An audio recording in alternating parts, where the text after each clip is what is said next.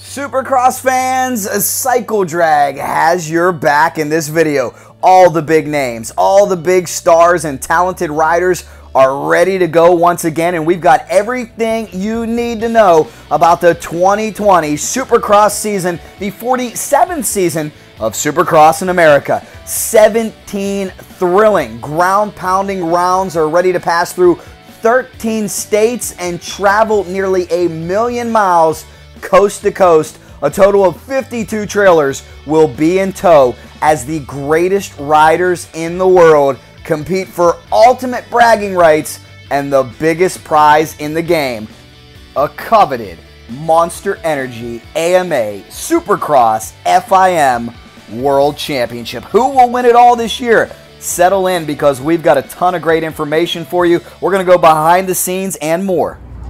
What's up, motorcycle fans? Yes, it is finally here. Another season of Supercross is upon us, and it's like a holiday when you get to kick off a brand new season here from beautiful Angel Stadium in Anaheim, California. There are so many storylines heading into this season. First and foremost, this is expected to be the final season for the fan favorite veteran Chad Reed. Stay with us in this video because we're going to hear from Chad coming up. We'll also hear from defending series champion Cooper Webb and get his outlook on what it's going to take to defend his title. We're also going to talk to Eli Tomac. We'll get an injury update from Ken Roczen. We will talk to all the big players. Also, we will give you an in-depth behind-the-scenes look at this A1 race course as some of these riders get dialed in. We're also going to take a walk around the pits and see what's going on. Stay with us. Let's get started. It's another season of Supercross. I hope you're just as excited as we are. If you have any friends who love Supercross, who love dirt bikes, motocross, please share this video with them. We're going to tell you more about the track coming up. It takes 30 pieces of heavy equipment, 60 hours, or 4 days to build this awesome race course. And it's a lot different this year. If you are a regular follower of Supercross, you will notice some big time changes in Anaheim. We'll talk more about that coming up. We're also going to head to the press conference and hear from all the big players. But in the meantime, enjoy the sights and sounds of the best getting dialed in.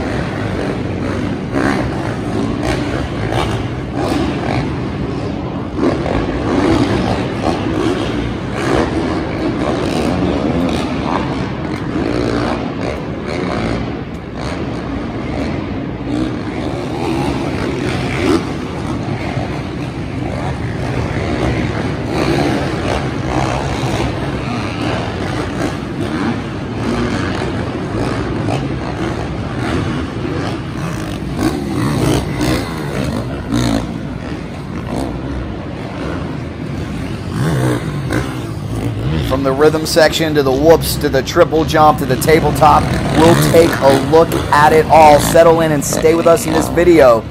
As I said before, let's head out to the press conference first to hear from all the big names. We want to know from you, who do you think will win the 2020 Monster Energy AMA Supercross Championship and why? Whose year will it be? Let us know in the comments.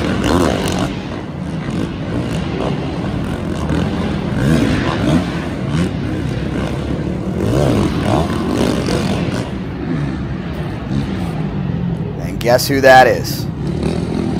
If you said the GOAT, the greatest of all time, Ricky Carmichael, you are correct. Ricky enjoying a little practice, getting ready for his role on the broadcast team.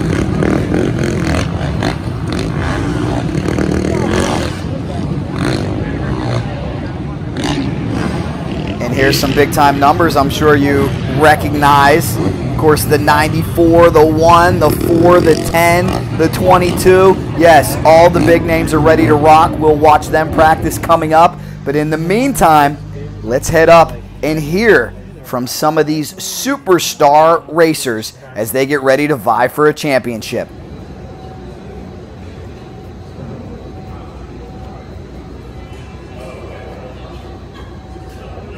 And how much would you love one of these babies in your garage? So many of us were just drooling over the factory prepped machines.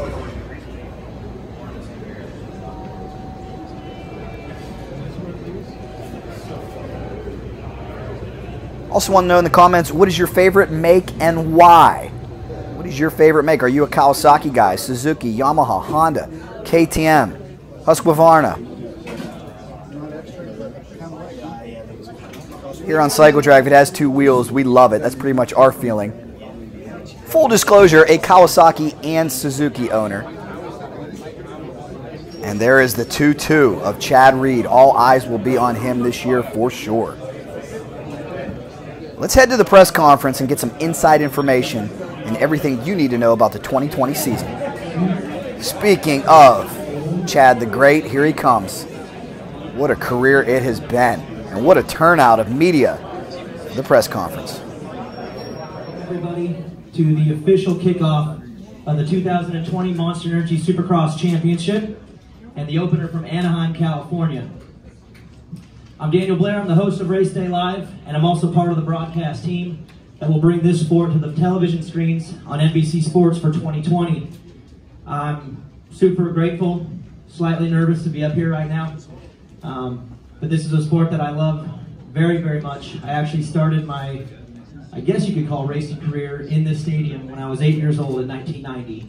I raced PW 50 and got a chance to race under the lights and listen to the crowd, and I went from being a kid who raced a dirt bike to a kid that loved Supercross. And for me to be here 30 years later hosting this press conference, I'm very grateful for that, and wanted to thank everybody for having me back for another season. 1984, Johnny O'Mara. 1987, Jeff Ward. 1989, Ricky Johnson. 1990, Damon Bradshaw. 1999. The GOAT is in the house. Back for her second season as part of the broadcast team, and someone that I've become very close with down on the floor, Will Christian.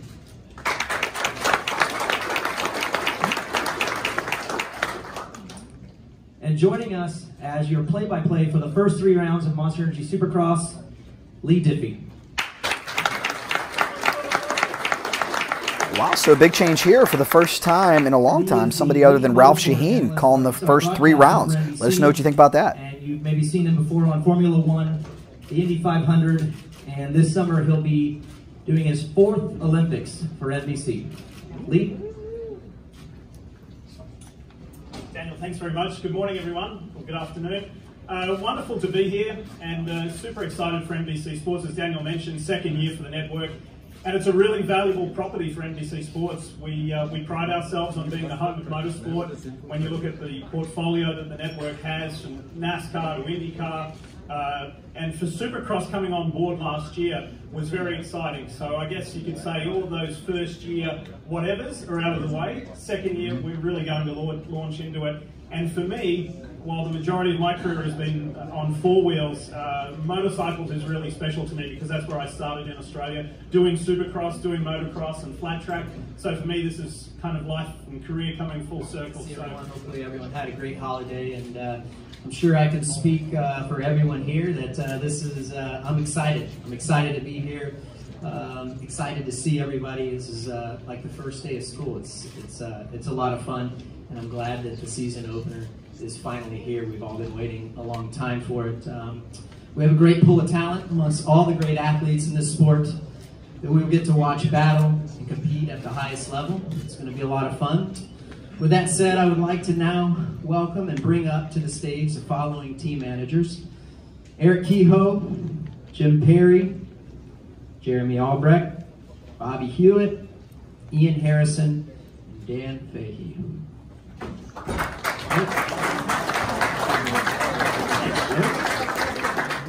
I personally would like to know what is your biggest challenge of being a team manager? What goes on behind the scenes that most don't get to see that is very difficult winding up for the beginning races of the series? Dealing with this stuff right here. Yeah, you don't like those? Really, it's just, when riders get injured like Sabachi, you have to change your plans a little bit. Sponsors, just dealing with, pretty much staff. What mechanics can work with rider, try to keep everybody on the same page. Those next things. Thank you. Bobby Hewitt, Rockstar Energy Factory, Husqvarna Racing. Bobby, you're in much better position this year coming into the season with both Jason and Zach healthy compared to last season. Do you feel like you guys are as good of a spot now as you were coming into 2018 Supercross season when you won the Supercross Championship? And do you feel that it kind of has that 2018 feel to it? Well, I know we're in a lot better spot than we were last year. Last year was the year I'd like to forget if possible. But no, for us, it's this year does feel a lot like 18. With Jason and Zach and Dean, it's a colorful pit area at times. But that's the key for us, is to keep it loose during race day. Ryan Dungey to the stage to join us to talk more about the relationship and the partnership that we've had with St. Jude. Ryan started in 2017 as a one-race deal, kind of to, I guess, feel it out a little bit, and it's grown over the last 3 years, and they are back with the 4th season with us for Monster Energy Supercross. And Ryan, I'd like to personally congratulate you on being the brand ambassador of the year for St. Jude. NFL stars like Michael Strahan and actresses like Jennifer Aniston have had that honor, and I think it's great for not only you but for the sport of Supercross to have Ryan have that relationship and be the brand ambassador for St. Jude. Congratulations, Ryan.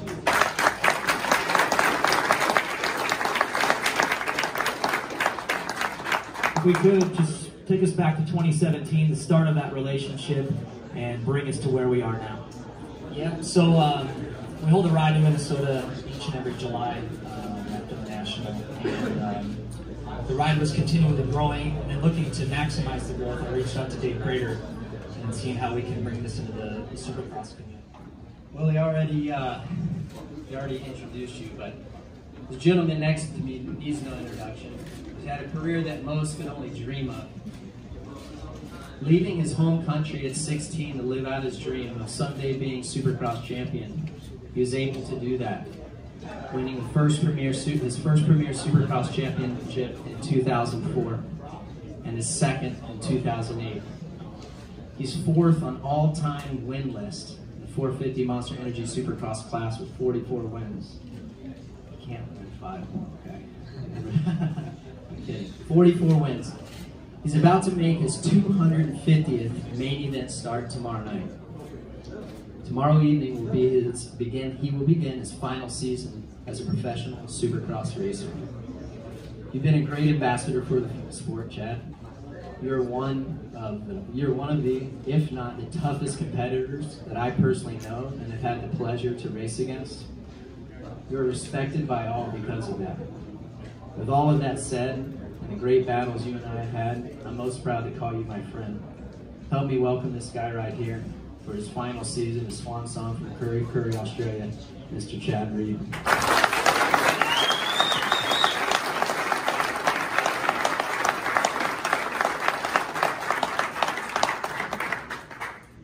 Well, bud, it's been a hell of a ride. What's going through your head right now, man? Well, first of all, thank you for the kind words. You know, when you get to this point, you definitely appreciate the past a lot, and my past has, you know, for good or bad, has you in it. So, I feel complete finally. I feel excited that this motorcycle thing has been my life. It's been my world, and I've loved every bit of it. And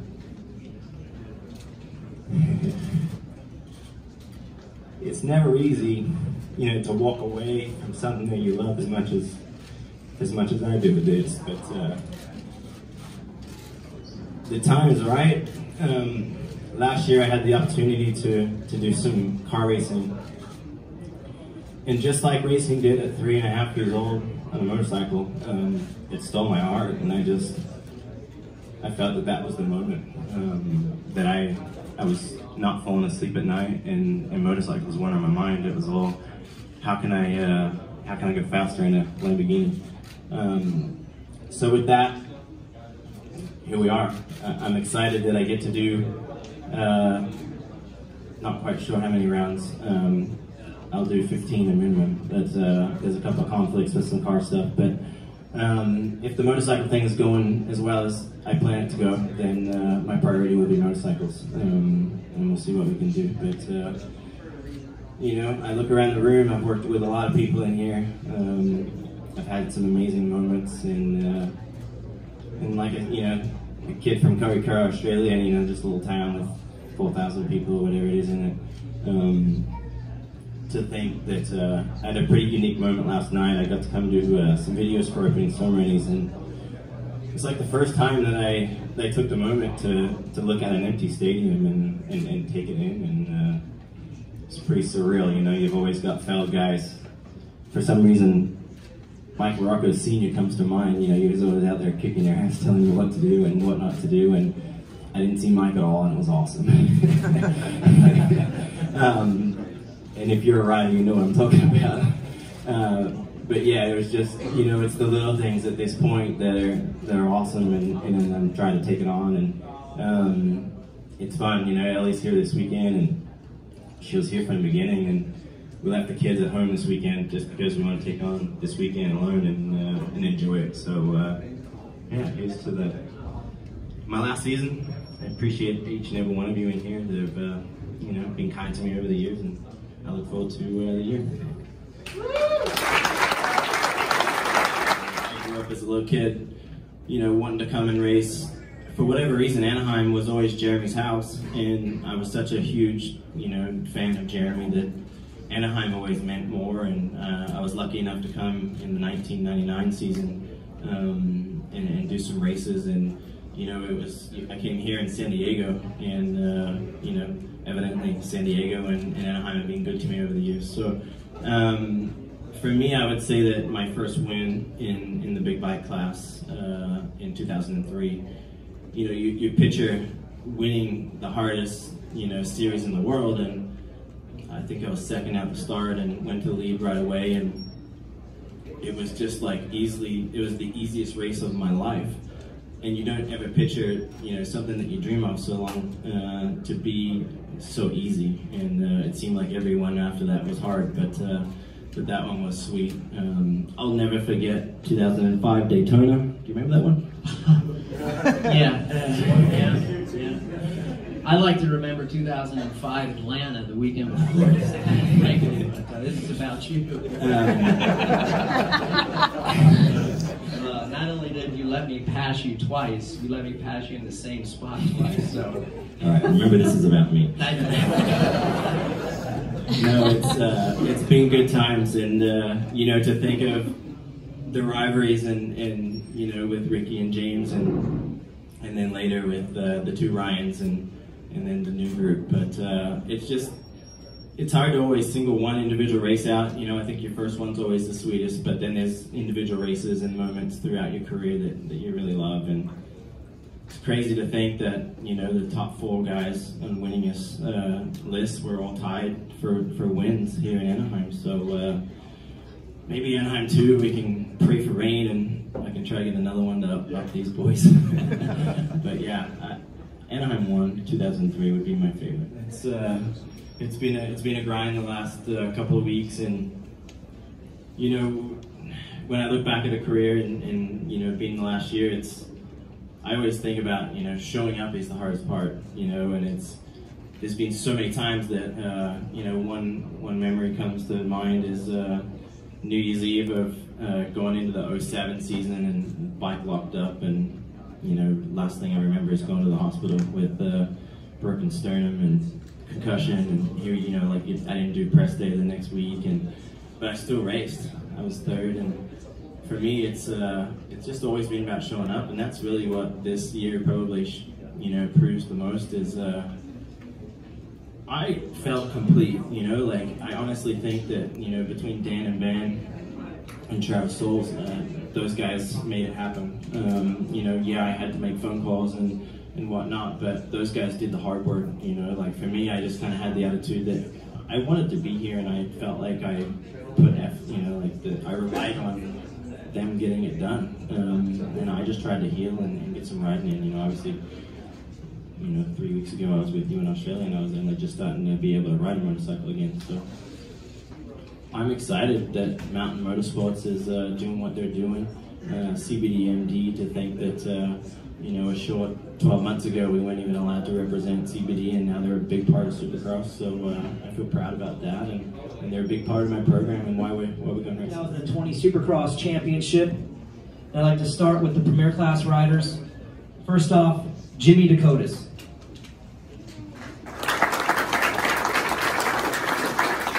Adam Cianciarulo.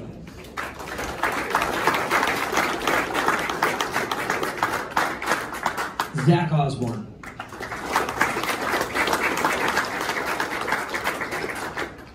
Malcolm Stewart. Blake Baggett. Justin Brayton.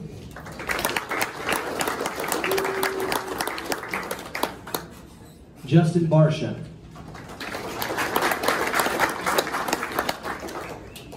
Jason Anderson.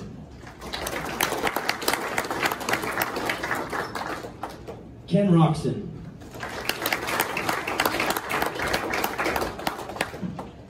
Eli Tomac.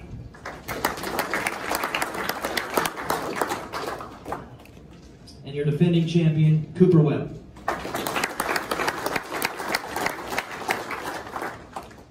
And Chad Reed, wherever you went, come on back up here.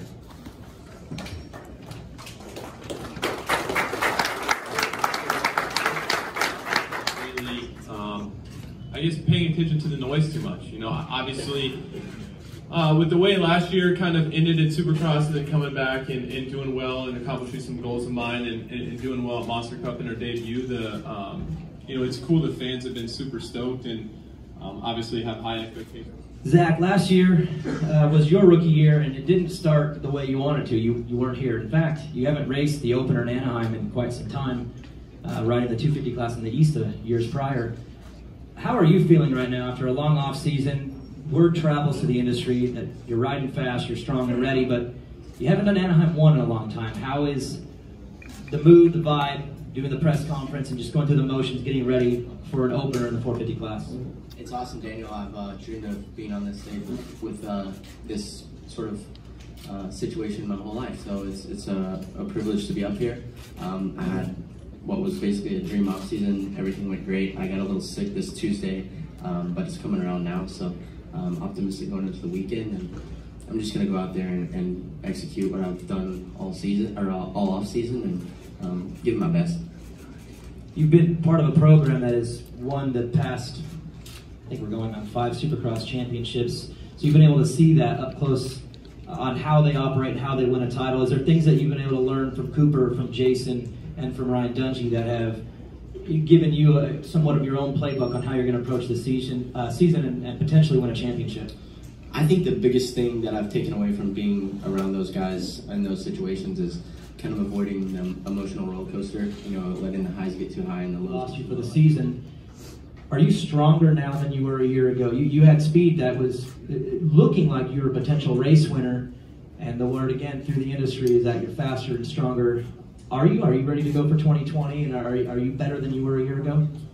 Yeah, you know, we all know, like I said, last year we got hurt and we pretty much missed the whole entire season. So, you know, then we got back ready. We did a couple of races under our belt, Monster Cup, and I did some overseas races, and had a really successful off season. So for me, it's just, you know, it kind of, I guess I would say, just get back and, you know, do some racing and take things slow and just go out here and have fun, you know.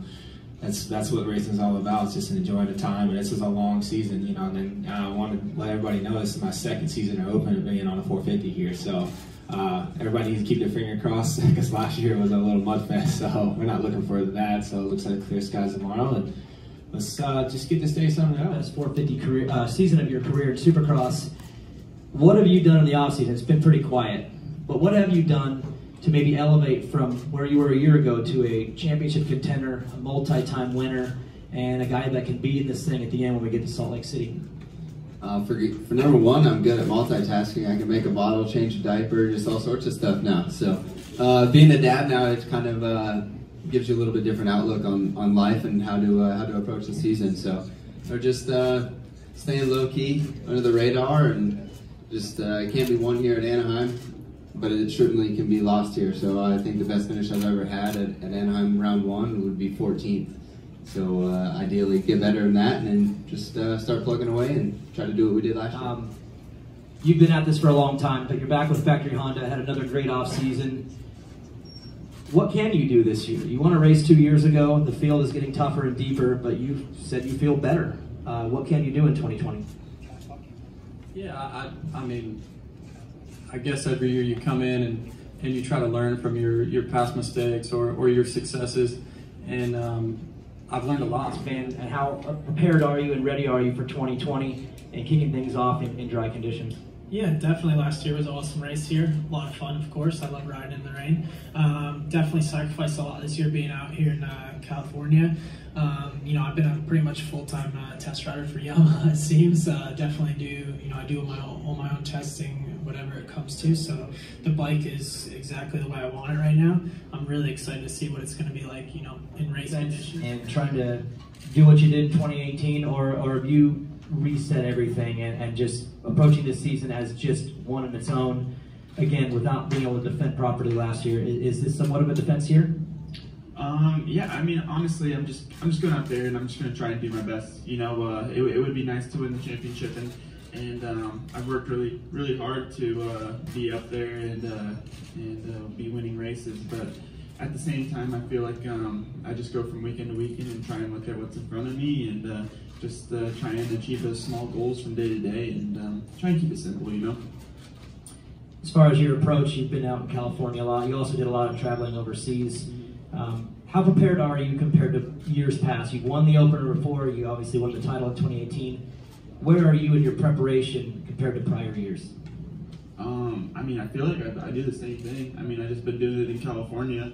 I ride my bicycle, I cruise around, do some laps on my dirt bike, and yeah, I feel like I just do the same thing just out here in California. So for me, I've been out in California on the West Coast. I feel like I'm more comfortable out here. Off your full strength, I would say. I know that everyone wants to know. We want to know where you're at physically. We know as a rider you have everything it takes to do this, but physically, are you 100% ready to go for the season? Yeah, I've done physically. You know, we kind of did a bit of a reset. You know, after the outdoor season, you know, took some time off and just really, you know, tightened up to the nutrition, to, you know, supplements just to help some of the things out that were really low in my body, and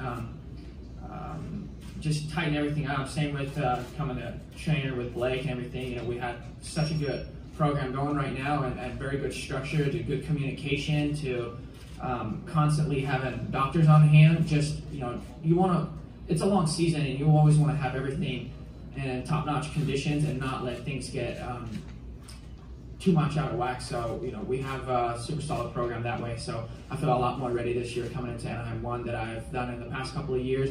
And then having said that, being 2019 a full year for me, that also helps out, because the last couple of years I always came here being off of Supercross racing for a long time. So there's no jitters going on right now, and I'm just trying to keep it super mellow, and it just feels very familiar being up here and going back out for press day and racing again. So I think all in all, we're in a super solid spot. Obviously the championship is the goal, but also for the opener, you've won this race 3 times, tied with Chad Reed and James Stewart for that honor. How much would it mean to you to come out and win this opener and have 4 to your name, and again, while still keeping the championship as the main goal? How do you approach that? Winning the opener would be great, but having to manage that with a championship in mind.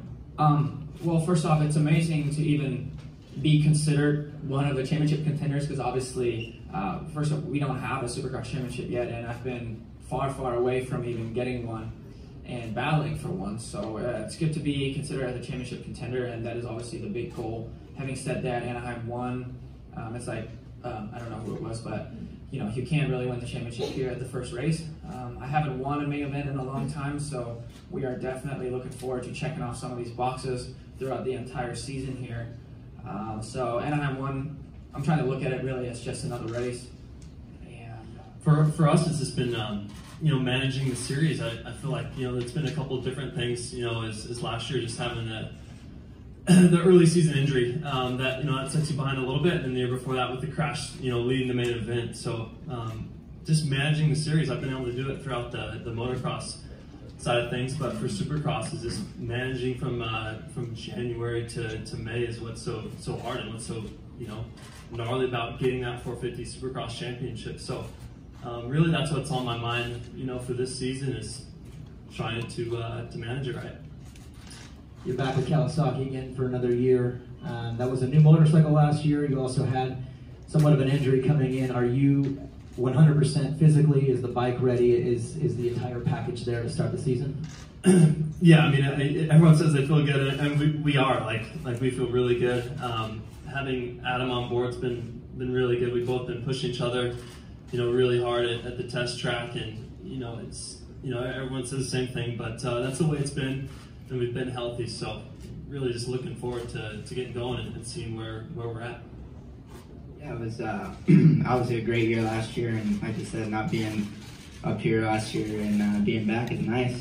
And honestly, it's just giving me more confidence. Last year was pretty unknown, and I didn't know what to expect, what to do coming in. And this year, I feel like I kind of know what to expect, know what to do. And another year on the bike, another year with Eldon, and learned a lot from last year. So yeah, I'm looking forward to it. It's been a great off season, and I'm just ready to get racing. That's the fun part, and that's why we do it. So can't wait to get out there Saturday night. And anything you've seen starting back in 2003? I think this group is it's obviously the latest greatest of athletes that we have, and I don't know the numbers, but I'd be willing to bet that none of them have raced a two-stroke professionally. They've all, basically gone through the four-stroke era, and the bike, like that transition we had to do.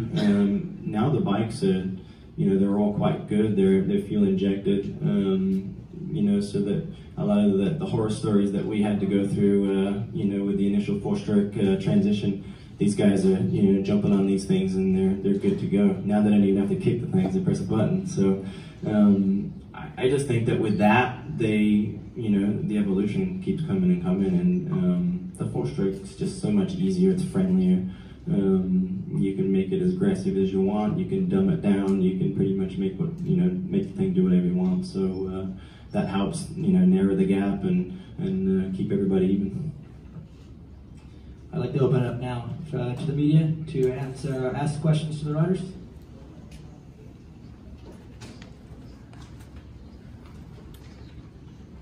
Yeah, Jason Wygant from RacerX. Jason Anderson, just compare the pressure and the seriousness you were under last year as defending champ. Your team manager, Bobby Hewitt, said things should be a lot looser this year. Compare a year ago to now that you're not the defending champ, what you learned from that experience. Last year, I don't know if it was necessarily like the pressure and stuff. It was just too many obligations that I didn't want to do, So honestly, like for me, I just want to hang out and go ride dirt bikes. But when you're at the top level, those are the responsibilities that come with it. And whenever you're a champion, they kind of stack up on top of each other. So I guess I was just kind of not really overworked, I guess you can say, on the side of things that don't really help your performance on the track. And so I kind of showed up to the first race, just kind of overwhelmed with all that stuff. And so I think this year I really haven't had much people talk to me. I'm sure Cooper's in that situation now, and but I'm sure he'll be able to manage it. Well, he'll be riding good, and I'm hoping to be up there battling with them. And well, it was a bit of a struggle with EBB, but it was a super unique situation just because there's so many different versions of it, and it was like an inactive versioning, including having other things in your body that were super low that didn't contribute with the whole energy system very well, and it was all about those are things that you can't fix over the weekend or weeks for that matter. It takes a long time until that stuff goes back into the positive range, and it was important. We have a very good people on speed dial pretty much, and just having consistency of blood panels done and things like that to see if we're moving in the right direction with the right supplementation. There's nothing really crazy that you can take or anything, but it's all about managing that hormones and everything that's in your body, and trying to get those all bumped up, including with other things in your body that helps your energy system. I would say it's a 50-50 thing. Like we all, it doesn't matter who you train with. There are riders that have good days when you're having not that good of a day, and the other way around. And I think on top of that, we were both on. First off, we're on separate programs and different stages during that program too. Like me and Blake, we've put in a lot of thought into the program, and I already started during the outdoor season on all the plane rides just to figure out when I'm going to do what and how I want to create the program and things like that. And I'm sure he's done the same thing with Nick. But we were also on different stages like during the program. No, I mean not specifically. Obviously, Cooper and I have had a long history of racing each other, but I mean, I would say I've known from a really young age that he was going to be successful at this level, just because he was always such a smart racer. He always seems to put himself in the right positions, and in amateurs it would be like I was really good. Definitely, I'm not going to take anything away from myself, and so was he. But I had a really dialed-in program, and I was the kind of the kid that always got the starts, and he was kind of coming through the pack, and he was always a really good racer. So you just know that's going to translate really well to the pro ranks. But in regards to the comment at the end of the season last year, I think when Cooper was, and he would probably speak to this better than me, but when you're on a high like that, you just win a championship, and then you hear my name brought up, it's like, come on, man, like for real, like what, this guy again? It's like a little gnat in your ear. So I think I give him a pass for that, and he was right. I did blow it. So and since then I've done pretty well. So maybe I needed it. Is that like among the top things that you have been working on for this coming season? Oh, absolutely. I mean, it's something I've been trying to fine tune at the track. Try different techniques. I mean, I even tried some 1-foot upstarts a couple weeks ago. I went back 2 feet. But the way the class is now, every year it's a really deep field, but every year it'll get harder and harder.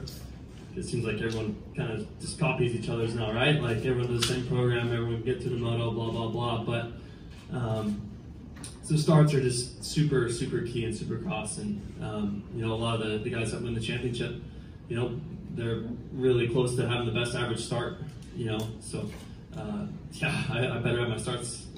Just like I said earlier when I was talking to Daniel, just take things slow. Obviously we all knew last year I came in and had a lot of speed, and then boom, it's easy. It's like it can just wipe out right in front of your eyes, second race and the whole season. So for me, it's just take things slow. And of course, I got my own personal goals. I want to go out there. We all there's a reason why we're all up here. We all want to win, and that's everybody's goal. So the last few years with injuries and illness.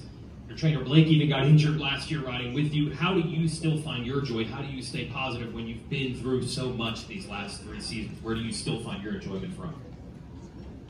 Well, yeah, it's definitely been tough. Like, it's just been really one-sided. My injuries, Blake getting injured riding with me last year, that was, on a Tuesday before the next race? Like, that's stuff that, lingers, I mean, I was the first one there, and it's nothing you ever want to even see, never mind your brother or your own brother-in-law, he's family.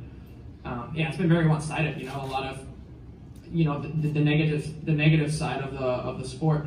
But, I think me from the past, like I've always been the guy that talks about having fun and doing these things, because otherwise I'll tip over, in a way that if I'm too one-sided, and I'm always, of course I take my job seriously, but at the same time, I always try to have that happy balance. And I'm still a true believer in that, and I think that's, where Chad has found that, and including JB, they are on that side of things where they just, they have a family, and they just enjoy everything so much, and they go out there, and it's almost like in a way that to not care, Of your recent history, this is like the most deep, unpredictable field of who could win?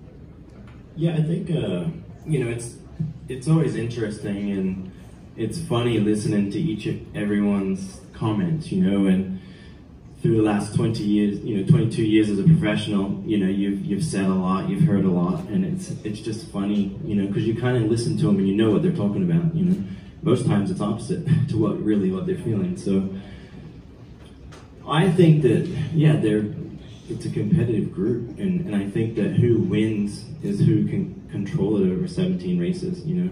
Hope you found this press conference very informative. We're going to head out to the track and ride here in a few seconds. We're also going to talk about something Chad Reed said. And I think we're all excited. We always are this time of year to get it underway. Anaheim was definitely special for Cooper last year. A few exciting announcements for the 2020 season. Wanted to let everyone know the Monster Energy Cup will be moving to Southern California on October 10th. 2020. Yes. The event will take place at Dignity Health Sports Park, just right down the road in Carson.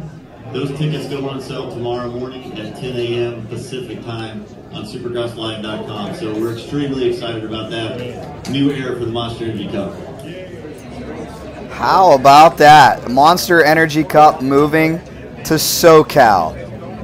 So we've heard from all the big players. Again, who's your pick to win the 2020 Monster Energy AMA Supercross FIM World Championship? It'll be a big year for Adam Cianciarulo and Kawasaki fans. We'll see how he can do. We'll see if Ken Roczen can bounce back and stay healthy this season. A lot of questions to be answered.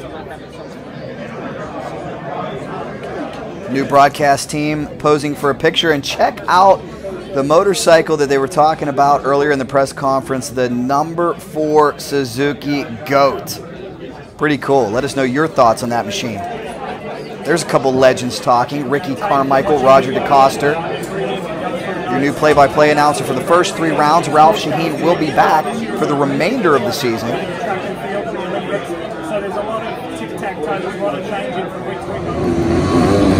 And let's get this party started. Let's give you an in-depth look at this A1 track. And let's also give you a look at some of the players we just heard from in that press conference in action.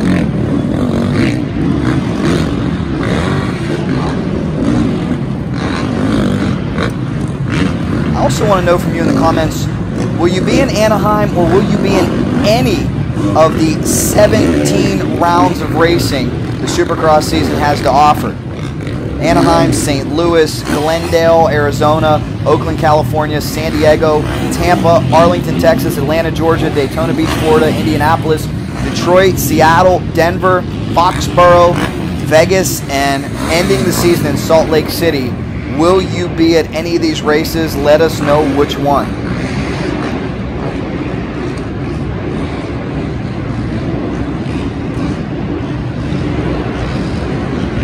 Coming up, we'll give you some stats on this incredible racetrack. I want to get back to something Chad Reed said, though. I thought it was very profound. As soon as this flurry of riders blast by us.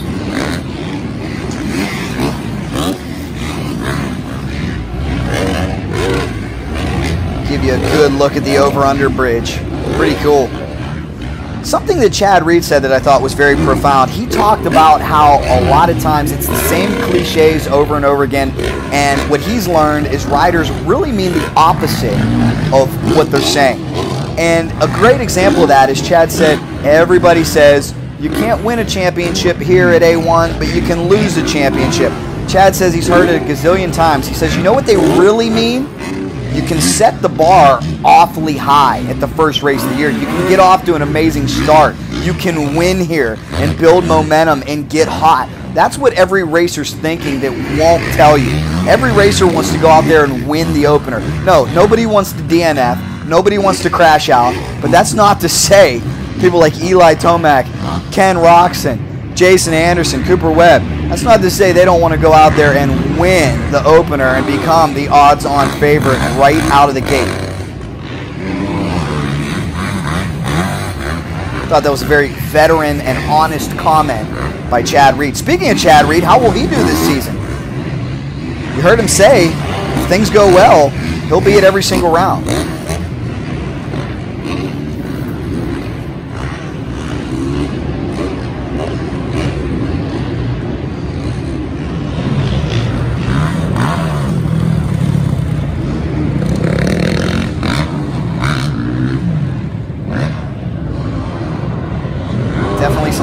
sections here, some technical sections here.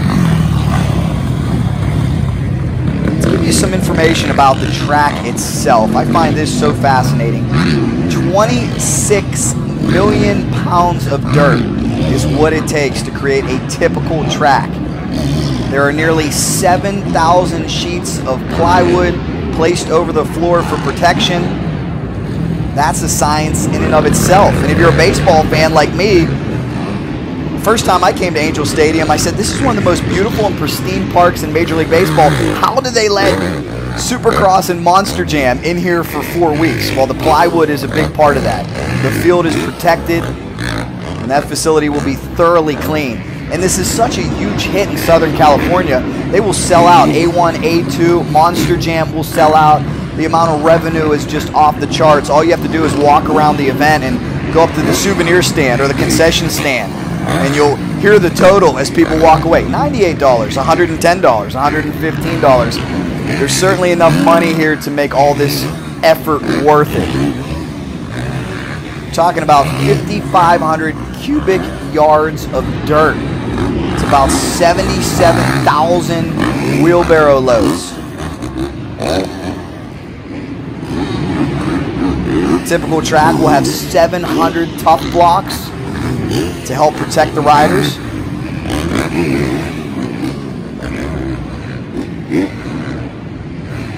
Six different structures must be built on site. They include the finish line, the starting gate, podium, team manager / officials tower, and leaderboard tower. All must be built on site.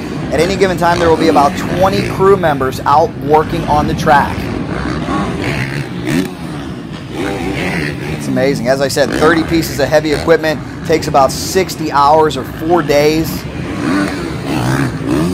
And then you have all the pomp and circumstance. The flames that will shoot out of the Dragon will shoot about 100 feet up in the air. That leaderboard is 32 feet in the air.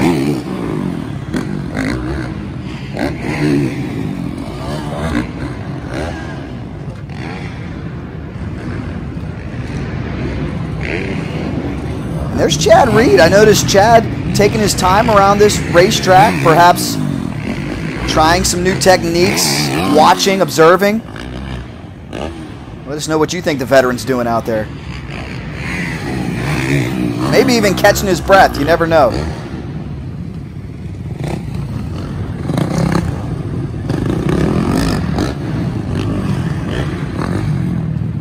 What type of season will it be for the man from Australia? That's the question.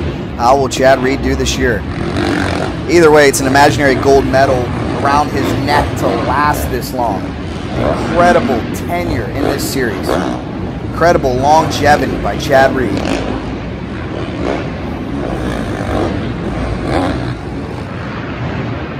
Beautiful Angel Stadium, site of A1 and A2. If you've never been to this race, put it on your bucket list. It is something special. Stay with us in this video too. Later on, we're going to go cruise around the pits. We're going to give you some inside information as to what goes on with an AMA sound check.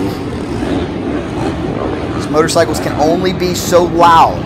It is the AMA's way of controlling the noise and helping to improve the spectator experience. I'll give you more information on that coming up. In the meantime, let me know your thoughts on this new track layout. And if you're a rider yourself, how much would you love blasting a few laps around this awesome course? It would be a thrill.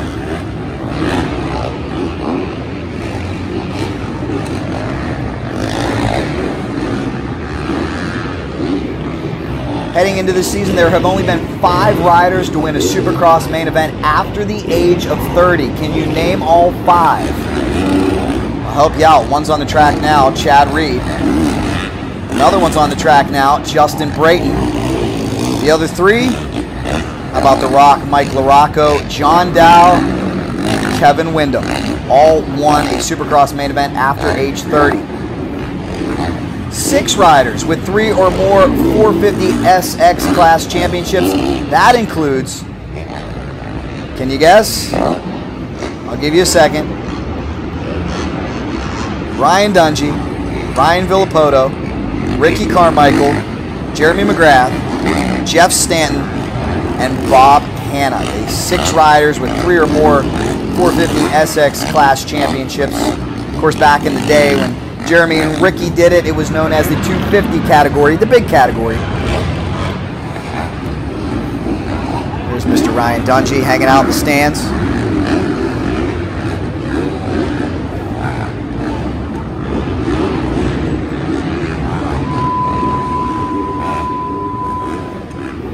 $249 starts for Chad Reed heading into this year. Can you believe that? He will have start number 250 to begin the 2020 season. Ken Roczen looking for a big bounce back. He's ready to go in the 94.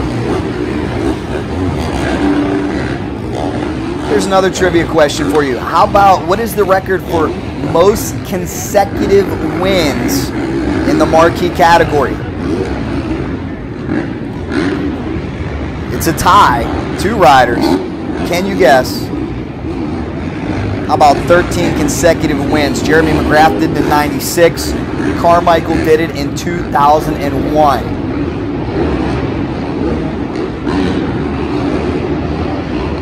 And it truly is an international happening out here. 12 different countries represented.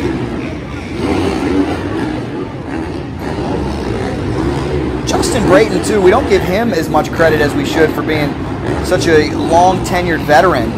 He's had 151 starts heading into the 2020 season. That is more than anyone excluding Chad Reed.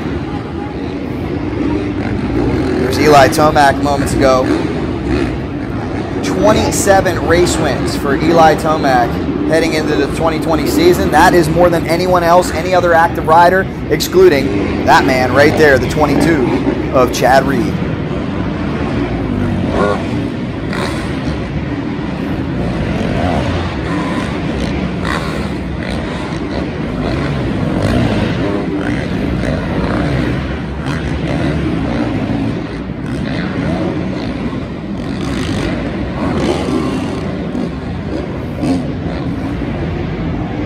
There's some of the equipment we talked about to build this amazing racetrack.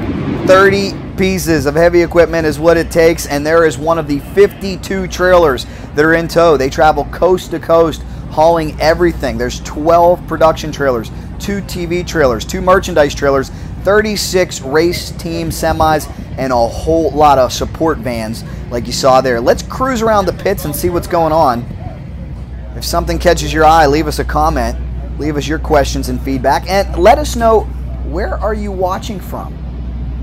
Let's see where our Supercross fans are watching from. And as I said before, if you have a friend who's a fan of Supercross, share this with them.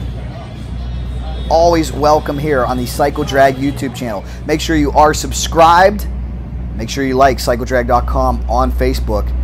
If it has anything to do with fast motorcycles, we will keep you posted.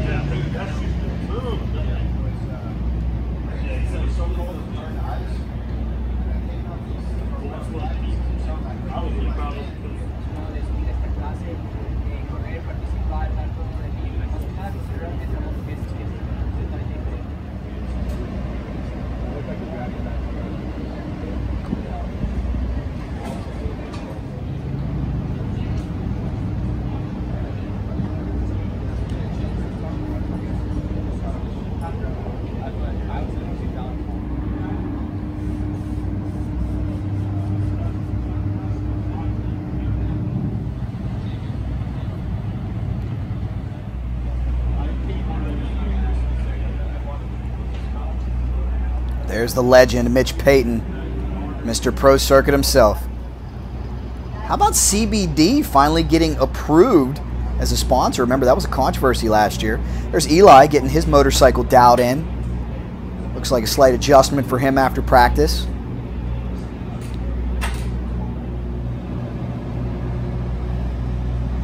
And how about the Iron Man, Chad Reed, ready to go for his final season.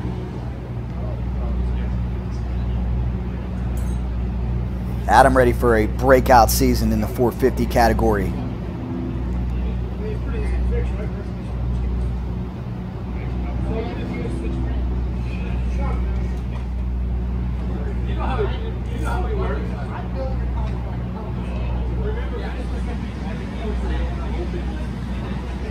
It's really a cool experience to cruise the pits too. If you've never had an opportunity to do it, you can see how busy these mechanics are. There's always something to do on one of these machines. If you're an old school fan like myself, you remember back in the days where there was one guy to do everything. I remember being at the Monroeville Mall outside of Pittsburgh, Pennsylvania, near my hometown, when Steel City would come to town. Chad Watts, Ricky Carmichael's mechanic, would do everything himself back then on Ricky's KX250. Now you got a tire guy, a graphics guy, a suspension guy, an engine guy. It's a science and a collective team effort. The sport has really changed. Speaks to what Chad Reed was talking about too, about a lot of the newer generation of riders living through the four-stroke era and never experiencing that two-stroke to four-stroke transition. Now they've got push-button start. They've got fuel injection. There's another veteran, Justin Brayton. Keep an eye on him this year. Very competitive individual. Oh, sorry, man.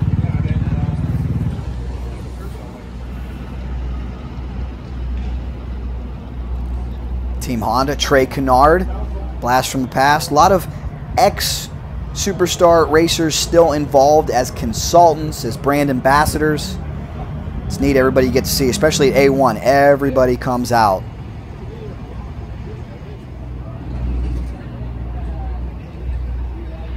And there, ladies and gentlemen, is the individual with the big old red #1 and a big old bullseye on his back.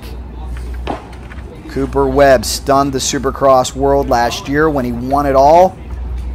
Can Cooper do it again? As Jason Anderson said, that pressure's big time, coming back to defend a championship.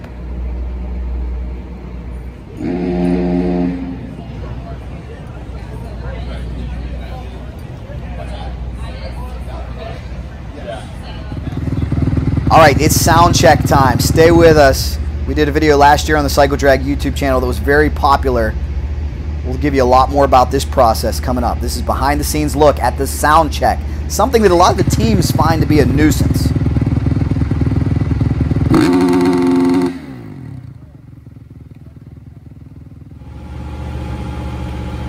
We're going to head inside the AMA trailer in just a second, get more information. As you can see, these teams have to swap out silencers to make sure they are within the sound limits.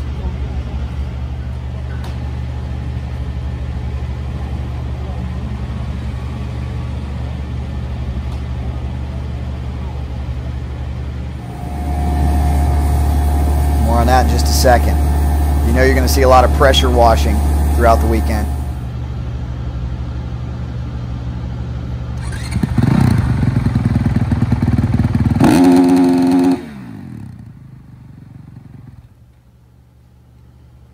And as somebody said in the comments last year, isn't that the greatest job ever? The guy that just gets to put that up on the rev limiter? Sign me up to do that all day.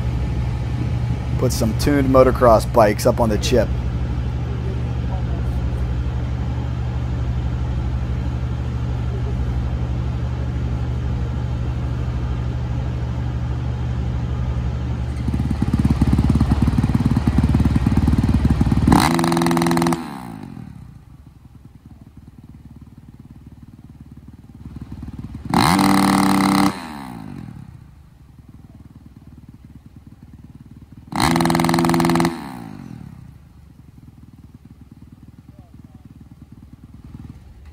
Here with Tim from the AMA. Tim, you are a busy man pre-race. I wanted to see. What's going on? I see you. You're hustling. Could you please explain this sound check system to me? So what we do is we sound check every bike on the track that's coming to wants to actually race in the Supercross race series. And I'll just real quick explain why people often ask, you know, next week is going to have monster trucks in here, which are just ridiculously loud. However, why do we have a sound control on the bikes here? It's because there is a rule 1 for the sound control. 2, our purpose for the sound control is to get bikes to be quieter. We're pushing to get a quieter bike so that it's not closing to local tracks, upsetting people that aren't racers, etc., etc. So that's the reason behind it. People don't seem to quite understand why we do it, and that's our reason for doing it. It's more about the environment around us and us continue to be able to ride bikes without affecting the world. So our way of doing that is doing our share of basically trying to control our end of the program, lead by example, for lack of a better term. Do you know the limit on decibels? Yes, the limit is 112. Now, the limit is 112 dB. You get 2 dB for the up and down adjustment of the meter. So it's actually 114, and then we round down. So it's actually, our total is 115. It have to be 115 and less, and I'm not sure if that confused things even more, but the rule is 112, and then there's 2 for the meter, and we round down. We see teams back there changing silencers. Yep. Is there a limit on how many times they can try to pass? No, we allow them to bring a couple up and do a couple initially, but we want to get through the line and get the other competitors through. If the team wants to do many, we don't have a problem with it as long as it's not a line. How do you handle enforcement to make sure they are that same sound level on race day and they're running the same silencers that they were able to get through your inspection? We do random tests during practicing. So while they're practicing on the track, we'll actually physically pull bikes off the track and do an additional post-practice inspection, post-race inspections, just to make sure they have not modified it or changed something out to create some sort of power or whatever. Do you know roughly when this started, this practice? The practice of sound control? Sound control. Oof. Does this go back years and years? Yeah, maybe that I know of for sure. 94, way before that though. Wow, many years. Yeah, even with the 2 strokes, we were doing this. Oh yeah, it's we've gotten more stringent about it in recent years. I would say in the past 15 years, we've been more stringent about controlling it. And there's been different various tests, and it's gone from a certain amount level, decibel level. We've actually tapered it down to this point. I venture to guess at some point in time we'll get even a little bit lower. Now, from your standpoint, do you think it makes for a better spectator experience when one bike's not? 100%. Yeah, it's what I hear from a lot of people, especially the promoters, is when they're in the stands now, they can actually have a conversation with somebody, whereas in the past they couldn't. It was just too damn loud. I appreciate the insight, Tim. I really do. What else are you busy with today? I know that there must be a ton of stuff you're looking for. I can't even begin. The big problem, or portion of what I'm doing right now is the incoming of homologation parts. So part of our rules is a production homologation rule. And what entailed in that rule is the manufacturers or any racers that race here have to have a production-based bike. So the frame has to be production, the cases need to be production, the head and cylinder needs to be production, and the suspension needs to be production-based. So there's a bit of paperwork and part swapping on that goes on. That's what I was doing when you first showed up. It's got to be a tremendous amount of work to make sure everybody's on point. There's a bit there. How many years have you been doing this? This is my 10th year. Do you love your job? Oh yeah. Excellent. Oh, yeah. Thank you so much. Anything you'd like to add? Go to the races. Appreciate it. Have a good season. All right, thanks. What a tremendous amount of work. We want to know your thoughts on the sound check too. Is it unnecessary or an important part of the show? Valuable or an annoyance to the team? Let us know what you think. Now I know what most of you think, but remember, without a sound check, somebody would probably be making eardrums bleed with how loud you can make some of these motorcycles. What a beautiful day. I really hope you found this video to be educational and informative and entertaining. I really hope you enjoy this behind the scenes look at Supercross and our preview of the 2020 season. Couple things in the comments. Please leave me your pick as to who will win the 2020 championship in each category and why. Also, let me know where you're watching from. If you like this video, please share it with a friend. And if you like all things motorcycle performance, from Supercross to motorcycle drag racing to rallies, street bikes, and everything in between, please do me a favor and subscribe to Cycle Drag on YouTube, like CycleDrag.com on Facebook, and we will keep it coming. Thanks so much, guys. Can't wait for Supercross 2020. Yes, indeed. An exciting season it will be. The 2020 Monster Energy AMA Supercross FIM World Championship. Get your boots shined up and stay with us all season long as 17 rounds rolls through 13 states, 981,000 miles, coast to coast, 52 trailers, the top racers in the world will compete for the grand prize, the Monster Energy AMA Supercross title. Again, in the comments, let us know who will it be and why. We'll look back at the end of the season and see if you were correct. Also, let us know what you think of Ricky Carmichael's awesome V-twin Suzuki Goat that saves lives. That's the motorcycle that saves lives. It is all for a good cause. I really hope you've enjoyed this video. If you did, please subscribe to Cycle Drag on YouTube. Smash the bell for notifications. Like CycleDrag.com on Facebook, and we will keep you updated with everything Supercross and beyond. You never know where we'll be. If there's motorcycles, we're in. Wait a minute. Is it the legendary Jesse James? Are you really the legendary Jesse James? Sometimes, only in my own mind. What do you got on your hat? Cycle Drag. You're the man. Do you watch the Cycle Drag YouTube channel? No, but you should. We hope that you'll start watching, and I appreciate it. Yep. Thank you, Jesse. And don't forget, this is the home of the world's quickest and fastest motorcycle, the 550 264-mile-an-hour rocket ship of Larry McBride. Make sure you check this thing out.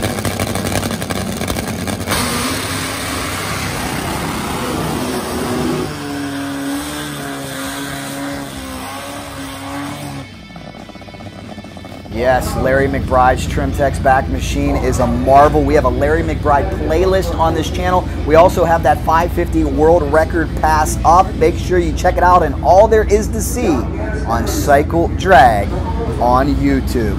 We're always going to keep you entertained. I hope you enjoyed this video. Please remember to subscribe to Cycle Drag on YouTube, like CycleDrag.com on Facebook, and we'll keep it coming. We are here to promote fast motorcycles all over the world. If you have any friends who you think may enjoy this, please refer them. They are always welcome. Thank you for the comments, the feedback. We appreciate it, guys. Thank you for subscribing to Cycle Drag on YouTube. Yes, indeed. Supercross, here we go. That is Cycle Drag on YouTube. Subscribe to the channel. Smash the bell for notifications. Like CycleDrag.com on Facebook. And we'll keep it coming. If there's fast motorcycles, we're in. Cycle Drag rolls on.